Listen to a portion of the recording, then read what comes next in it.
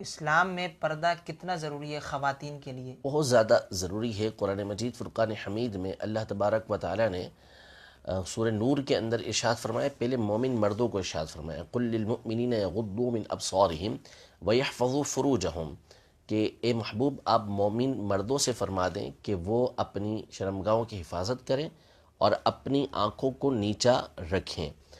عمومی طور پر ایسا ہوتا ہے کہ قرآن پاک میں مردوں کو کسی چیز کا حکم دیا گیا تو ضمن میں عورتوں کو حکم دے دیا جاتا ہے، لیکن یہاں پردے کے اعتبار سے دیکھیے کہ اللہ تبارک و تعالی دوبارہ ارشاد فرماتا ہے کہ وَقُلْ لِلْمُؤْمِنَاتِ يَغْضُضْنَ مِنْ أَبْصَارِهِنَّ وَيَحْفَظْنَ فُرُوجَهُنَّ، اور مومن عورتوں سے کہیں کہ اپنی آنکھوں کو نیچا رکھیں اور اپنی شرمگاہوں کی حفاظت کریں۔ پھر تفصیل کے ساتھ اللہ تبارک و تعالی نے آگے پردے کے احکام یہ ارشاد فرمائے کہ صحابیہ رضی اللہ تعالی عنہ بیٹا شہید ہو گیا، یہ بارگاہ رسالت میں حاضر ہوئیں پوچھنے کے لیے، تو نقاب کیا ہوا تھا؟